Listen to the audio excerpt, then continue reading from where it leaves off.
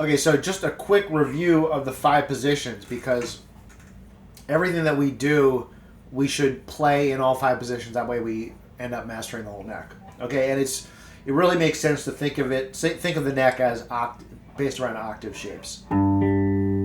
So our first position, this is like in the key of G.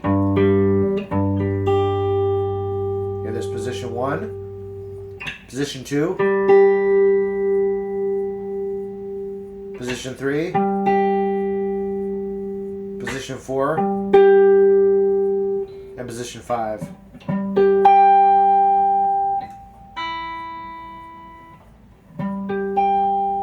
Okay? All right. So going to position 1, let's just look at each of the 6 foods or dominant chord components. Okay, so root 5th, that's the bread. You can invert these as well. So for example, like root 5th, just on the low strings. You'll also get this one with the 5th under it. Now with some of the other ones, root 5th is a little bit different. When we get into harmonizing the Mixolydian and when we talk about like thirds, you'll find that when you invert it, you get a 6th. But we'll get to that later. I just want to point that out. But on the root 5th, which is the bread, so you've got this shape, which is, it's very low sounding. It's you might not use that one that much. This one with the root underneath the root, the 5th underneath the root, might be a little bit more useful. And this one up here is the same thing, but up an octave. And again, you want to try to make riffs out of these, so I guess I should say something about groove. We're not going to go too deep into the topic of groove in this course, although it is very important. So while we're on the topic, like really any groove works. Whatever inspires you. Don't forget to tap your foot. Simplest stuff is just like trip, like 1, trip, D, trip, D, trip, D, trip. You could do that one, or you could do 1, 2, and then 4.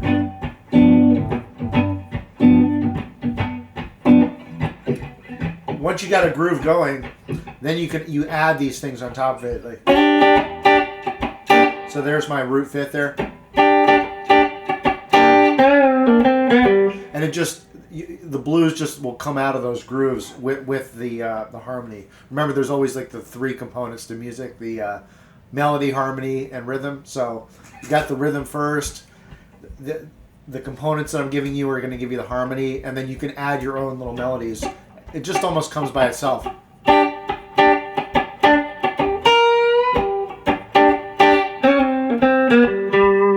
Minor pentatonic, major pentatonic.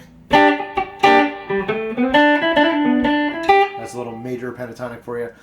But I'm just trying to explain like how it becomes real music, and that's important as you're practicing. You don't want it to sound. None of this should really sound like an exercise. Although it sort of is when you go through the different shapes, it can feel like you're working on stuff. It feels like practice rather than playing, but a lot of this stuff can be musical right away. Okay, so another groove is like a kind of variation: 1, 2, and 4, and 2, and. Kind of the same feel.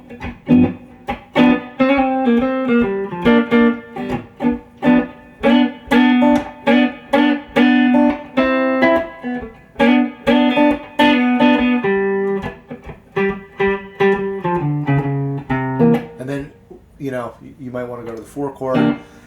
Like I said, like I always say, it's good to play through the whole 12-bar progression.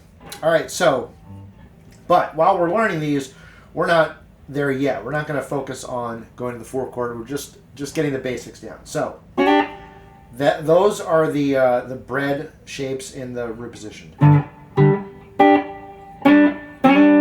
Now here we're already in the 2nd position. If we go root 5th here,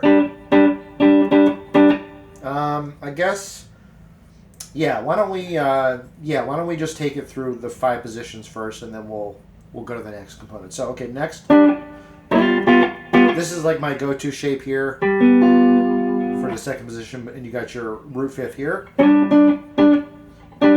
or this.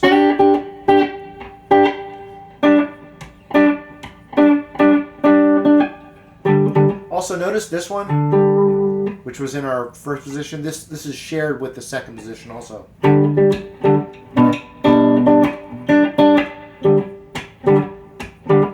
Okay. So some of these shapes can overlap, can be in like more than, they can be in basically two positions. Okay. Just maybe I explained that too fast. Let me just explain that one more time. So this little 2-note bread voicing is part of this position, like down here, but it's also part of this one.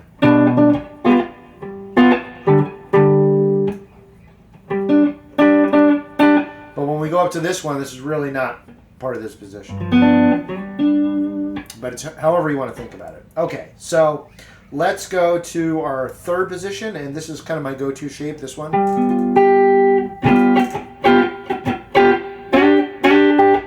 So we saw this one is like back here, part of this shape. It's also up here.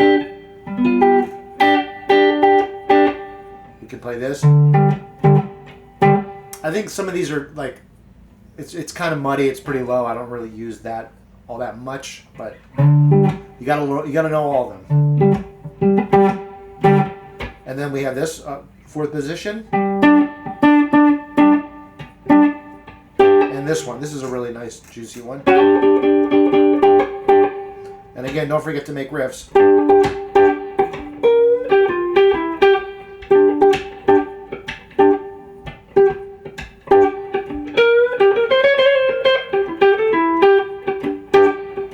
You can throw in licks. Again, the licks just come naturally when you have the groove. Okay. And last but not least, the fifth position.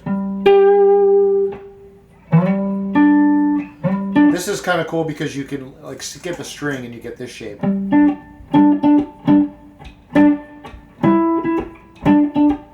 You could do this. Again, this is shared with this shape here and this one, or this position.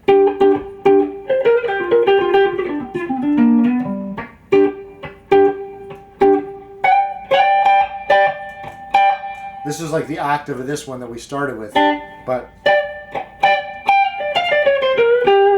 it's also part of that position as well.